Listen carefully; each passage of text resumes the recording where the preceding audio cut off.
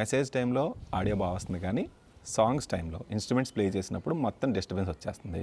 ఏం చేయాలి? మిక్సర్ నుంచి ఇంటర్ఫేస్కి ఎలా కనెక్ట్ చేయాలి? ఆడియో ఇంటర్ఫేస్ నుంచి ల్యాప్టాప్కి ఎలా కనెక్ట్ చేయాలి? ఓబిఎస్లో బ్రేక్ ఇచ్చినప్పుడు ఇమేజ్ ఎలా వేసుకోవాలి?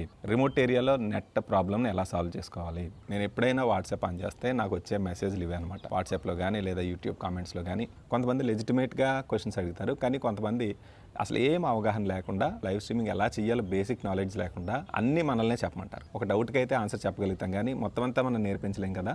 So live streaming, title designing, graphic design, అలాగే live sound mix, music composition, అలాగే రిథమ్ ప్యాడ్స్, లూప్స్, వీటి గురించి ఒక కంప్లీట్ కాంప్రహెన్సివ్ నాలెడ్జ్, ఒక బేసిక్ నాలెడ్జ్ వీటన్నిటి గురించి రావాలంటే చర్చ్ మీడియా వర్క్షాప్ని కండక్ట్ చేయడం జరుగుతుంది. విజయవాడలో తాడేపల్లిలో ఈ వర్క్షాప్ జరుగుతుంది.